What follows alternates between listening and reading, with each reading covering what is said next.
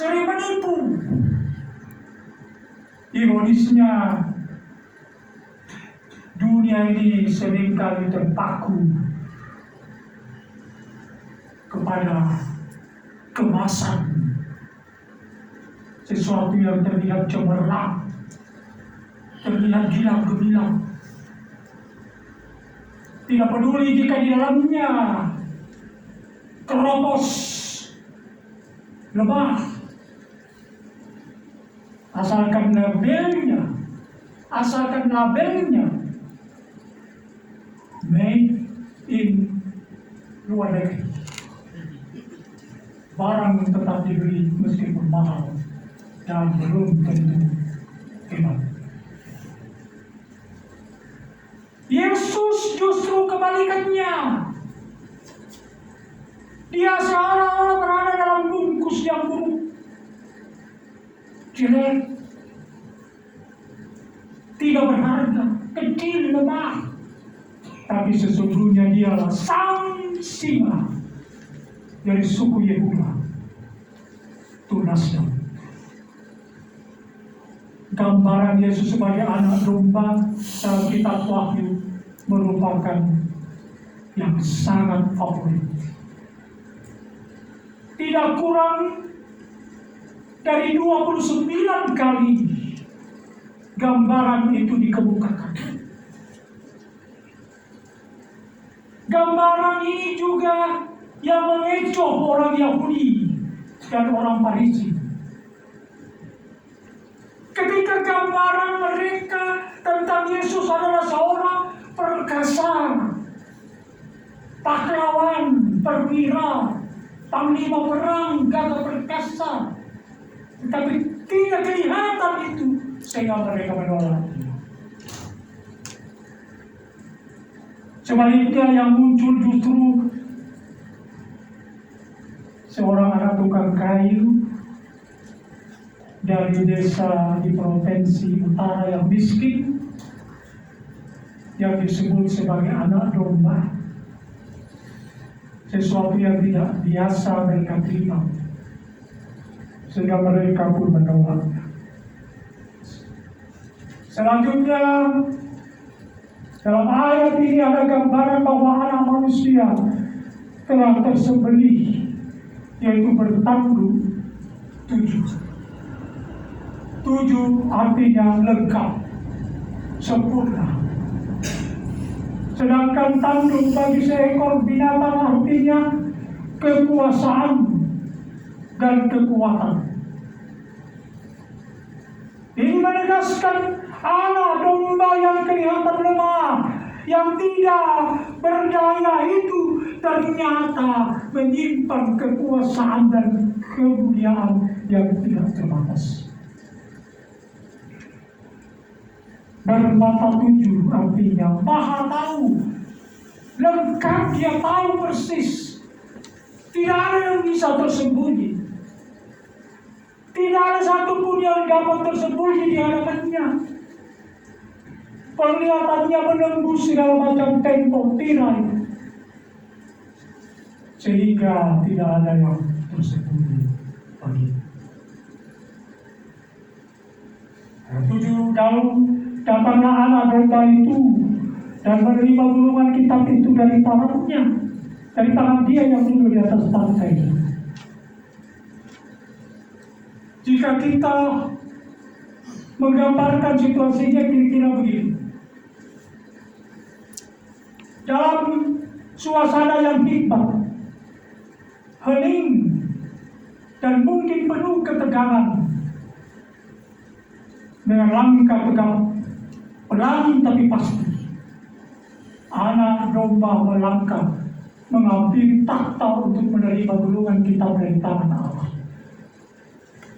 Dia telah dinyatakan Allah layak dan pantas untuk menerima gulungan kitab itu. Dan ketika ia mengambil gulungan kitab itu, tersungkurlah keempat makhluk. Jika kita ingat, salah satu persembahan dari orang Majus pada bayi Yesus adalah kemenyan. Sampai sekarang gereja Katolik Roma masih mempergunakannya. Memang dalam ibadah gereja kita saat ini penggunaan kemenyan tidak dikenal. Terlepas dari stigma seolah-olah kemenyan identik dengan praktek magis, sebenarnya tidak ada alasan teologis untuk tidak atau menolak penggunaan kemenyan. Selanjutnya kita melihat puji-pujian ini datangnya seperti ombak yang bergulung-gulung. Mulai dari ombak yang kecil kemudian lebih besar, setelah itu ombak yang sangat besar. Tua-tua juga mempunyai cawan emas yang penuh dengan kemenyan. Dan kemenyan ini adalah doa-doa dari orang yang taat kepada Allah. Dupa kemenyan kita ganti dengan doa penyembahan. Tidak lagi dalam bentuk materi kemenyan itu, tetapi dalam bentuk hati. Hati yang bermau berkemenyan bersepakat oleh Allah. Pujian yang dinaikkan bagi anak domba. Dan keempat makhluk dan tua-tua itu dinaikkan karena ia telah mati. Dalam nyanyian ini ada rangkaian mengenai kematian Yesus Kristus. Pertama, kematiannya adalah kematian pengorbanan. Dengan kata lain, kematian itu mempunyai tujuan. Kematian itu bukanlah satu kebetulan dalam sejarah. Bahkan bukan kematian tragis dari seorang yang baik demi satu kebenaran, demi Allah. Tetapi kematian adalah pengorbanan untuk manusia, untuk saya dan saudara-saudara jemaat sekalian. Kematiannya pengorbanan. Kematiannya juga merupakan emansipatif.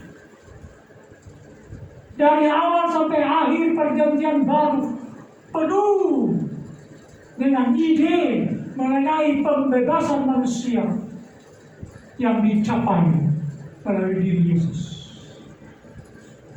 Kematiannya juga mempunyai makna, manfaat yang universal bagi sebuah manusia.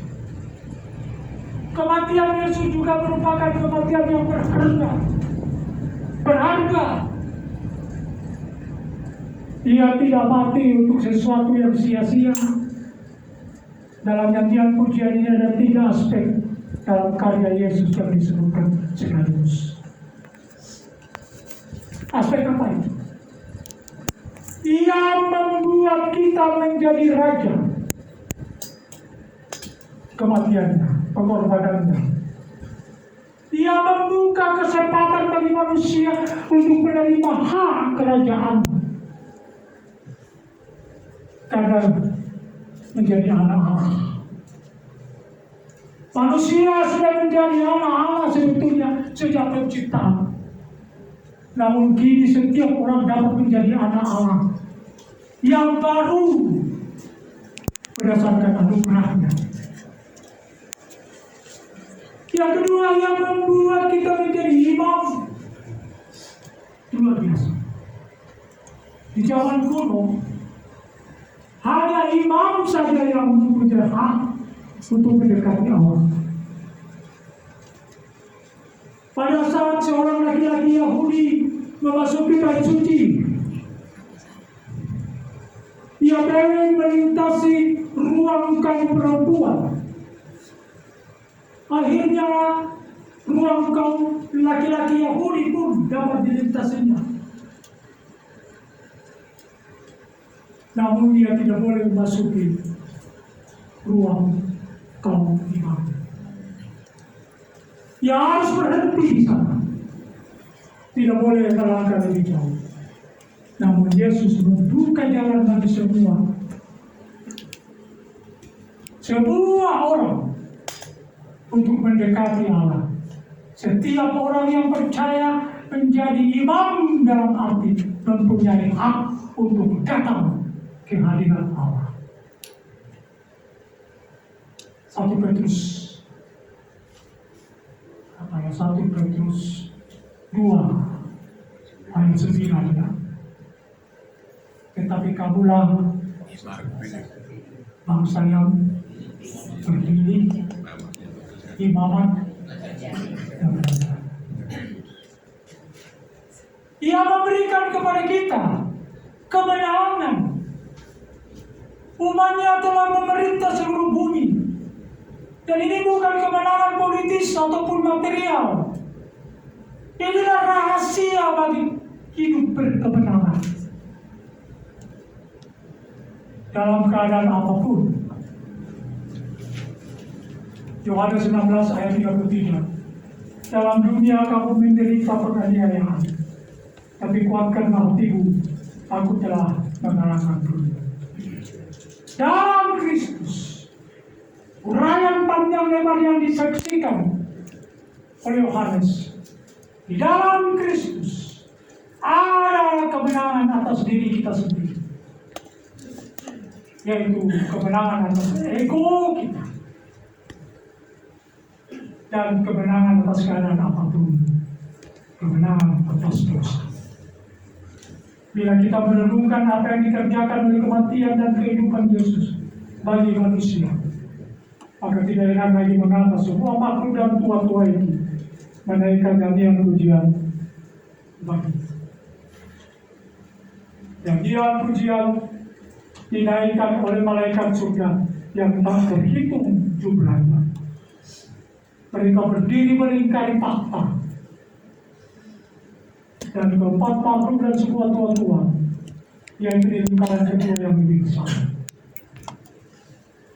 Banyak dikasih sekali. Masih banyak hal yang tidak dapat kita mengerti. Satu hal yang dapat kita yakin dan kita percayai bahwa Tuhan memegang kendali atas kehidupan dunia dan kehidupan kita. Kita harus mengingat, sekalipun kita tidak bisa memasuki secara lengkap rahasia yang masih tersembunyi atas rencana dan kehendak Tuhan bagi kehidupan kita. Tapi yang penting harus kita ingat bahwa Tuhan memiliki rencana dan tujuan yang lebih besar bagi setiap anak-anak. Mungkin kita tidak memahaminya sepenuhnya, tapi kita harus benar percaya. Percaya bahwa Dia yang telah memimpin dan membimbing kita. Dasar apa kita percaya? Dasar apa kita meletakkan iman percaya kita? Dasarnya adalah pengorbanan Yesus. Ia Allah yang tidak menyayangkan anaknya, mati untuk kita, apalagi untuk setiap orang percaya yang dikasihi. Kita harus menaruh kepercayaan pada Yesus. Dia satu-satunya yang mampu membuka, menerapkan rencana Tuhan. Kita perlu menjalani kehidupan dan setia sampai akhir.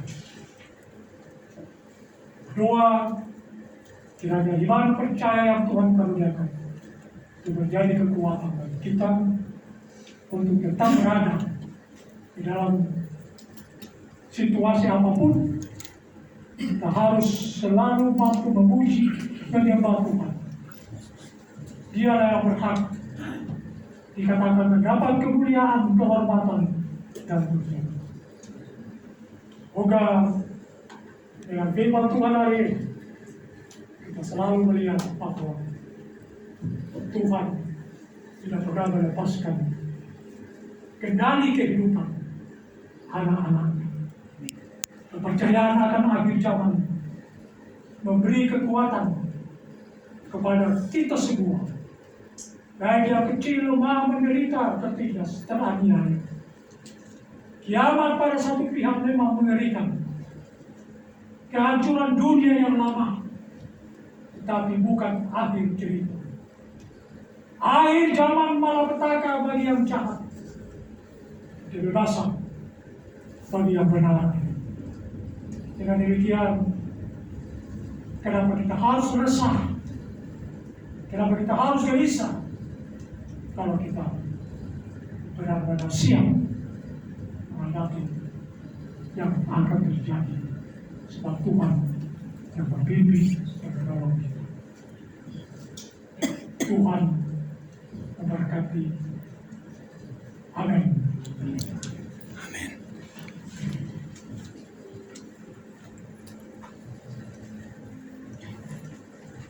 Kita berdoa. Terima kasih Bapa atas firman. Di dalam penantian kami akan kedatangan Kristus yang kedua kali. Kami menyadari ya Tuhan, sering kami berada dalam keadaan yang gelisah. Kami tidak dapat mengerti dengan sepenuhnya apa yang akan terjadi.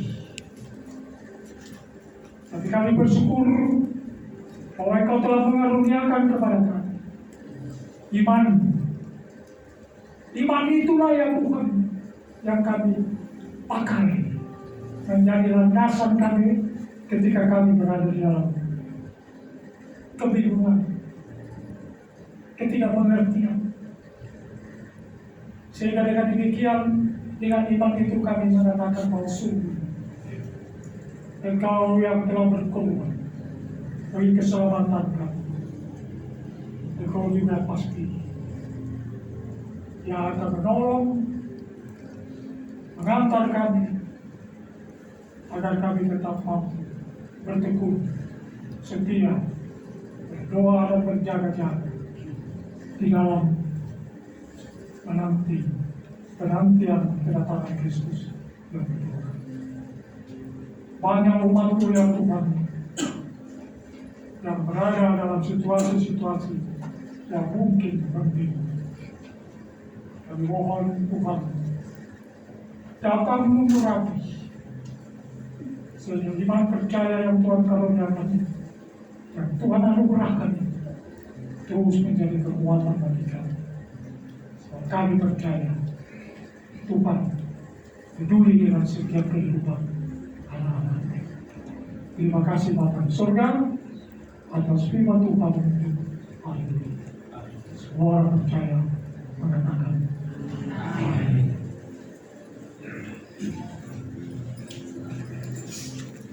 Setiap kali buka tubuh kita akan berikan sambil kita mempersembahkan persembahan syukur kita.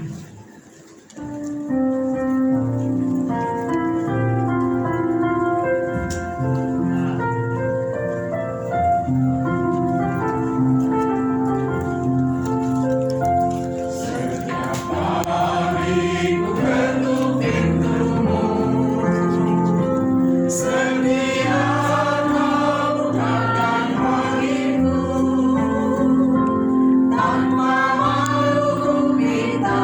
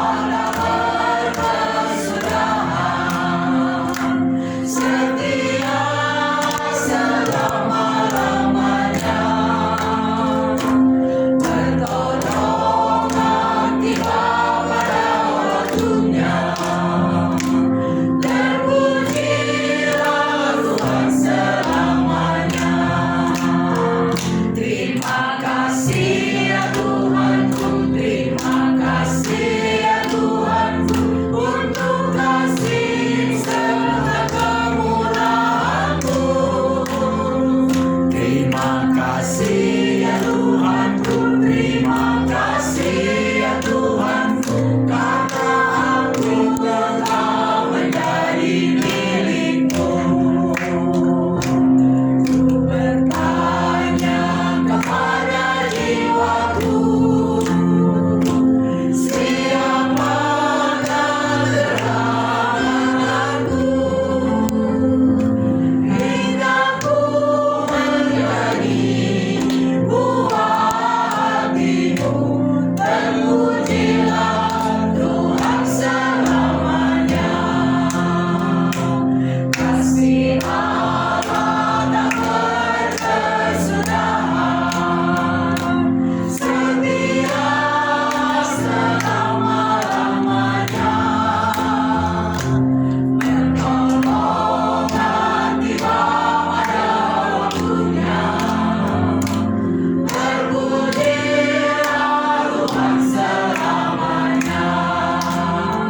Terima kasih ya Tuhanku, terima kasih ya Tuhanku, untuk kasih serta kemurahan-Mu. Terima kasih ya Tuhanku, terima kasih ya Tuhanku, karena aku telah menjadi milik-Mu.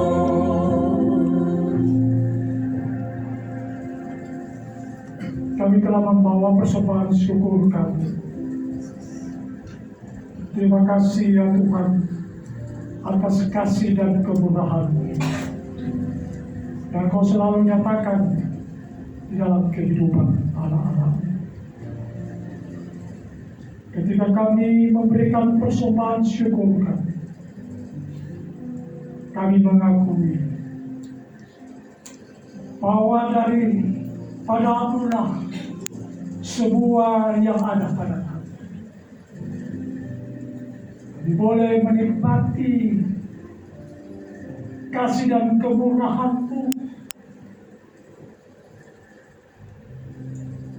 dan itu yang menjadi keyakinan iman percaya kami bahwa Tuhan akan tetap menyertai dan melindungi kami, mencukupkan segala yang kami perlukan. Pemberian umat-Mu ini kiranya dapat dipergunakan dengan sebaik-baiknya dalam benar pelayanan gereja-Mu agar lebih tinggi. Berkati kehidupan kami dan ajarlah kami ya Tuhan, untuk mempergunakan segala kebaikan kemurahan Tuhan untuk kemuliaan kebesaran-Mu.